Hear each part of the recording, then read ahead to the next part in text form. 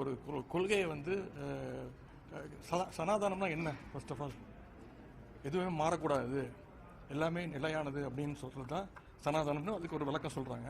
ஐயன் திருவள்ளுவருக்கு காவி நிறத்தை பூசி பிஜேபியினுடைய முகநூலில் வெளியிட்டிருக்கிறார்கள். திரு உதயநிதி அவர்கள் கொசுவை அழிப்பது போல், மலேரியாவை அழிப்பது போல், டெங்குவை அழிப்பது போல் சனாதனத்தையும் அழித்துவிட்டுத்தான் அடுத்த வேலை என்று சொன்னார்.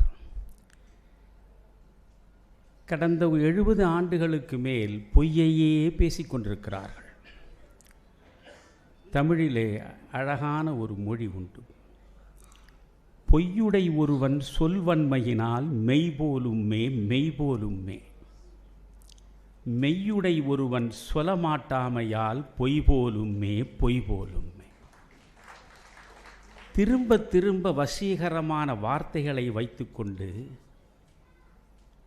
இந்த தமிழ் சமூகத்தினுடைய ஒற்றுமைக்கே ஊறு விளைவித்த ஒரு கூட்டம் உண்டென்றால் அதுதான் இந்த திராவிட மாடல் கூட்டம்.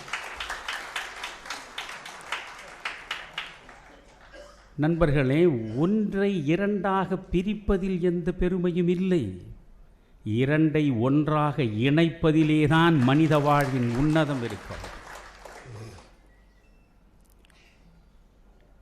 நீங்கள் ஒரு பூவை காலையில் வைகறை பொழுதில் பனிபடர்ந்த சூழலில் மலர்ந்திருக்கிற நிலையில் அதை நீங்கள் பார்க்கிற பொழுது அது எவ்வளவு வசீகரமாகவும் அழகாகவும் இருக்கிறது. ஆனால் அந்த பூவை எடுத்து இதுதான் காம்பு, இதுதான் இதழ், இதுதான் மகரந்த கேசரம் என்று தனித்தனியாக நீங்கள் பிரித்து பார்க்கிற தருணத்திலேயே அதனுடைய உயிர்ப்பு தன்மையை அது இழந்துவிடும். ஒரு சமூகமும் அப்படித்தான். குறிப்பிட்ட ஒரு சாதியை சார்ந்தவர்களை ஒதுக்குவது, புறக்கணிப்பது, வெறுப்பது, பகைப்பது என்று புறப்பட்டு விட்டால் அந்த நிலைக்கு உள்ளாகக்கூடிய மனம் உள்ளவர்களை மனிதர்கள் என்றே நான் கருதவில்லை. மனிதன் என்ற வார்த்தைக்கு பொருள் என்ன? மண் பிளஸ் இதன் இணைத்தால் மனிதன். சக மனிதர்களுக்கு இதமாக நடந்து கொள்ளக்கூடிய இதயம் உனக்கு இருந்தால்தான் நீ மனிதன். சக மனிதர்களுக்கு இதமாக இருக்க வேண்டும்.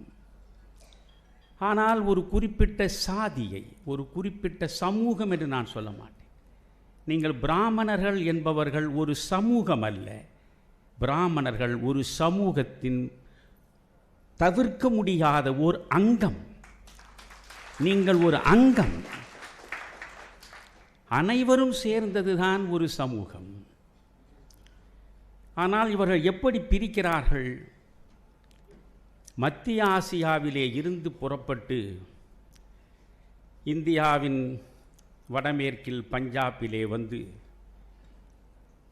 தங்கியவர்கள்தான் இந்த ஆரியர்கள். அந்த ஆரியர்கள்தான் இந்த பிராமணர்கள். எனவே இவர்கள் வேறு, நாம் வேறு. எந்த வகையிலும் பண்பாடு, கலாச்சாரம் என்று எந்த வகையிலும் இவர்களும் நாமும் ஒன்று அல்ல என்றுதான் பேசுகிறார்.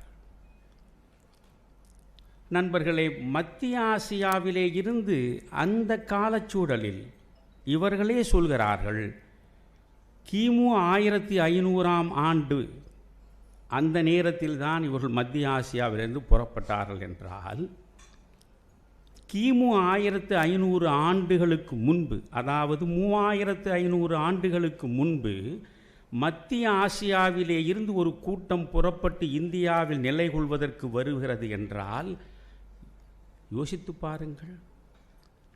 அவ்வளவு நெடிய தூரம் அவர்கள் எப்படி பயணித்தார்கள், எப்படி வந்தார்கள்?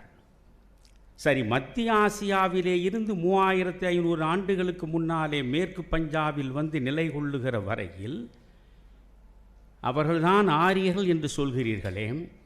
இந்த மத்திய ஆசியாவிலிருந்து வழிநெடுக வந்தார்களே, அவர்கள் விட்டு விட்டு வந்த ஆதாரங்கள் எவை? இன்றைக்கு தமிழ் சான்றோர்கள் கீழடி ஆராய்ச்சியை செய்து சிந்து சமவெளி நாகரிகத்திற்கும் முற்பட்ட நாகரிகம் தமிழர் நாகரிகம் என்று நிரூபிப்பதற்கு முனைகிறீர்கள் அல்லவா?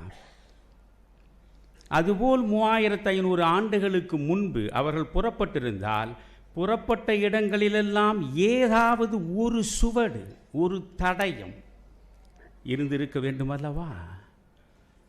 இல்லை. அதனாலேதான் பிராமண ஆதிக்கத்தினால் சொல்லொணா துயரங்களை அனுபவித்தவர்கள் நாங்கள் என்று பேசிய அம்பேத்கர் அவர்கள் மிக தெளிவாக சொல்கிறார். படையெடுத்து மத்திய ஆசியாவிலே இருந்து இந்தியாவில் வந்து நிலை கொண்டவர்கள் ஆரியர்கள் என்று சொல்வதற்கு ரிக்வேதத்தில் ஒரு எழுத்தை கூட உங்களால் காண முடியாது என்று அம்பேத்கரே சொல்கிறார். இதைவிட ஒரு வரலாற்று பொய் வேறு எதுவுமே இருக்க முடியாது. இது ஒரு வரலாற்று பொய், திரும்ப திரும்ப சொல்லி நிலைநிறுத்த முயலுகின்ற ஒரு மிக மோசமான பொய். விவேகானந்தரும் இதைத்தான் சொல்கிறார். யார் ஆரியன்? இந்தியா முழுவதும் இருக்கக்கூடிய பண்பாட்டினுடைய அடிவேரை நீங்கள் அகன்று பார்த்தால் தெரியும். ஒரே பண்பாடு. அந்த பண்பாட்டின் பெயர்தான் சனாதனம். நான் என்ன சொல்கிறேன், இந்த சனாதனம் பற்றி பேசுபவர்களுக்கே புரிதல் இல்லை. சனாதனம்தான் தீண்டாமையை கொண்டு வந்தது, சனாதனம்தான் பெண்ணடிமையை கொண்டு வந்தது, சனாதனம்தான் சாதிகளை கொண்டு வந்தது, சனாதனம்தான் உயர்வு தாழ்வை கற்பித்தது என்று சொல்லக்கூடிய ஒருவருக்கும் சனாதனம் என்றால் என்ன என்று தெரியாது. அதுதான் உண்மை. தமிழ்நாட்டில் மிகப்பெரிய தீய சக்தி, எல்லா விதத்திலும் ஒரு அதர்மியின் ஆட்சி நடந்தது. அதனால தான் முதலமைச்சரோட மதம் மாறி போன பையன், அது யாரும் மறுக்க முடியாத, அவரே பப்ளிக்காக ஒத்துண்டிருக்காரு. நான் கிறிஸ்தவனாக மதம் மாறி போயிட்டேன், என் பொண்டாட்டியும் கிறிஸ்தவ மதத்தில் தான் இருக்கேன். அதனால் ராஜா புதுசாக சொல்லிட்டான், வேணாம் 39வது கேஸாக போடுவோம் ராஜா மேலன்னு இந்த தீய சக்தி ஸ்டாலின் சர்க்கார் நினைக்க முடியாது. அதாவது மதம் மாறி போன கிறிஸ்தவ ஸ்டாலின், உதயநிதி, ஸ்டாலின்கிற இடத்துல உதயநிதினே போட்டுது. சனாதன ஹிந்து தர்மத்தை அழிப்பேன், டெங்கு மாதிரி, மலேரியா மாதிரி, இல்லைன்னா கொரோனா மாதிரின்னு. ஆனால் உன் திராவிடியனிசம் சொல்றியே, அது அதை விட இன்னும் கேவலமானது. இது பேசிய யாராவது ஒரு உண்மையாவது பேசியிருந்தாங்கன்னா சனாதன தர்மத்தை பற்றி, சரி என்னன்னு யோசிச்சு பார்க்கலாமே அப்படின்னு தோணும். முதல் என்ன சொன்னாங்க, சனாதன தர்மத்தில் தான் ஜாதி இருக்குன்னு. எந்த முட்டாப்பைய சொன்னதுன்னு நான் கேட்குறேன். நான் வார்த்தைகளை சரியான வார்த்தையை பயன்படுத்துகிறோம். யோசிச்சு பார்த்து அது வைரமுத்தாச்சே, தகரமுத்தாச்சே, சுடிதார் கட்டின்றவனாச்சே அப்படின்றலாம் யோசிக்கிறது இல்லை. ஏன்னா ஆண்டாள் நாச்சியாரே அருவருக்கத்தக்க வார்த்தைகளால் பேசாமல் நீச்ச ஜென்மம். அந்த நீச்சன் வைரமுத்து வள்ளுவர் சொன்னதைத்தானே ஸ்டாலின் சொல்லியிருக்கான், உதயநிதி ஸ்டாலின் அப்படின்னு பேசி. வள்ளுவர் என்ன சொன்னார்? நாம் என்றைக்குமே வள்ளுவரே என்ன சொல்கிறாரு, எப்பொருள் யார் யார் வாய் கேட்பினும் அப்பொருள் மெய்ப்பொருள் காண்பது அறிவு. இவன் அறிவு கட்டவாங்கிறத நம்ம எஸ்டாப்ளிஷ் பண்ணிடலாம் 2 நிமிஷத்தில். வள்ளுவர் என்ன சொல்லியிருக்காரு, பிறப்புக்கும் எல்லா உயிர்க்கும். ஏண்டா அதோடு நிறுத்துற? வள்ளுவர் அதோடு நிறுத்திட்டாரா திருக்குறளை? இல்லை. பிறப்புக்கும் எல்லா உயிர்க்கும் சிறப்பொவ்வா செய்தொழில் வேற்றுமையான். செய்தொழிலில் இருக்கின்ற வேற்றுமை அந்த சிறப்போடு ஒத்து வராது. சரி, அப்போ வள்ளுவன் சரியா சொல்லிட்டான், கண்ணன் தப்பா சொல்லிட்டானா? சனாதனம்னு சொன்னா கண்ணனை விட்டுட்டு பார்க்க முடியாது. கண்ணன் என்ன சொல்லியிருக்கான்? இவனெல்லாம் படிக்காதவன், முட்டா பசங்க. ஏன்னா ஈவேரா 1969 எங்கள் ஊரில் காந்தி மைதானத்தில் எனக்கு முட்டா பசங்க தான் வேணும்னு அந்த ஆளே பேசினான். அவன் முட்டாள்களுக்கு தலைவர். அதனால கண்ணன் என்ன சொல்லியிருக்காப்புல கீதையில், சாத்துர்வன்யம் மயா சிருஷ்டம். நான் 4 வர்ணங்களை ஏற்படுத்தி இருக்கிறேன். எதன் அடிப்படையில்? கண்ணன் தெளிவா சொல்லியிருக்கான். எப்படி வள்ளுவர் சொல்லியிருக்காரோ அதே மாதிரி குண கர்ம விபாகசகா. குணா குவாலிஃபிகேஷன், கர்மா ஜாப். அப்போ வள்ளுவர் சொன்னதுக்கும் கண்ணன் சொன்னதுக்கும் வித்தியாசமா இருக்கு இல்லையே. வள்ளுவர்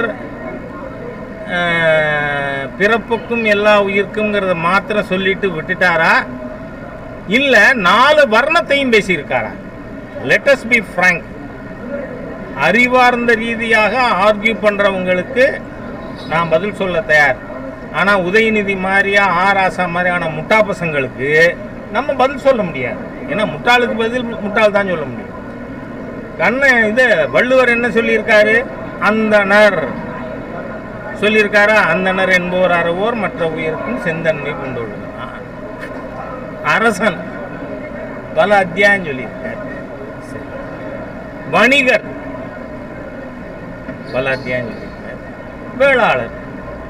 அப்போ வள்ளுவர் 4 வர்ணத்தையுமே பேசியிருக்கார். அந்த காலத்தில் இருந்த சிஸ்டம். அதனாலதான் தொல்லியல் நிபுணர் நாகசுவாமி அவர்கள், டாக்டர் நாகசுவாமி சமீபத்தில் தான் இறந்து போனார். அவர் ஒரு புஸ்தகமே போட்டிருக்கார், Thirukkural and abridgement of the Shastras. Hindu சாஸ்திரங்களின் ஒரு சுருக்கம் தான் திருக்குறள். அதனால எந்த இடத்துலையும் வள்ளுவரும் கண்ணனும் மாறலை. சரி, ஜாதி வர்ண ஏற்பாடுகள் சனாதன தர்மத்தில் இருந்ததுங்கிறதானே உங்கள் குற்றச்சாட்டு. உங்கள் குற்றச்சாட்டுனா இங்கே இருக்கிற நிருபர்கள் இல்லை, முட்டா பசங்களோடது. என்னன்னா உங்களை அந்த கேட்டகரியில் சேர்க்கக்கூடாது. அதாவது வேதங்களை கொடுத்தது யாரு? யார் சார்? வேதங்களை வியாசர். அந்த வியாசர் யாரு? மச்சகந்தி என்கின்ற செம்படவத்தாய்க்கு மகன். பிராமணனா? யார்கிட்டடா கதை குத்துறீங்க? பொய்ய பேசினா அதுக்கு தகுந்த பதிலடி கிடைக்கும். யாரும் பொய் பேசக்கூடாது. பொய் பேசினா அந்த வாய்க்கு போஜனம் கிடைக்காதா அப்படிமாங்க. அதோடு நான் நிறுத்திக்கிறேன். என்ன இவனெல்லாம் அவ்வளோ ஃப்ராட்ஸ், சீட்ஸ், 420s. உதயநிதி ஸ்டாலினா இருக்கட்டும், வைரமுத்தா இருக்கட்டும். இங்கே சனாதனத்தில் ஜாதி இருக்குன்னு சொல்லிட்டு தப்பிக்கலாம் முடியாது. தலைகீழ கட்டி தொங்க விட்டுருவோம். தலைகீழ அயோக்கிய பயலுவ போய் பேசுறானுங்க அப்படிங்கிறத உலகத்துக்கு சொல்லுவோம். அதனால உதயநிதியோ ஆராசாவோ இல்லை இந்த அல்லோலியா பாபு, வைரமுத்து எல்லாம் frauds of the first order.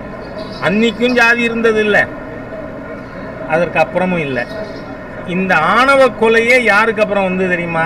இந்த சுபவீர பாண்டியன், திருமாவளவன் 2 தீய சக்திகள் பிறந்ததுக்கும் பிறகுதான் இந்த ஆணவ கொலையே வந்தது. நீங்கள் உடனே இந்த உதயநிதி அடேங்கப்பா அவன் எவ்வளவு லாங்க அவனுக்கு எழுதி கொடுத்தவன், அவனுக்கு ஒன்றும் தெரியாது.